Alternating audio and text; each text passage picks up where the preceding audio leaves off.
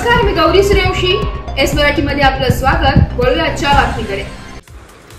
सुरगाणा तालुक्यातील बोरगाव येथील धैर्यशील राव पवार विद्यालयात सुमोटो याचिका वाचन करून विद्यार्थ्यांमध्ये व नागरिकांमध्ये कायदेविषयक जनजागृती करण्यात आली आहे. या उपक्रमात विद्यालयाचे प्राचार्य संजय वाघ, शिक्षक, विद्यार्थी, शाळा व्यवस्थापन समितीचे अध्यक्ष रघुनाथ भोये, उपाध्यक्ष लक्ष्मण बागुल व सदस्य चंद्रकांत भरसट, रमेश महाले, मुरलीधर ठाकरे, रमण गांगुर्डे आदी उपस्थित होते.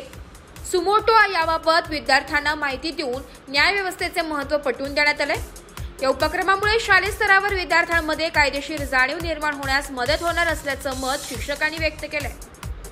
एस मराठी न्यूज साठी प्रतिनिधी लक्ष्मण बागुल, बोरगाव.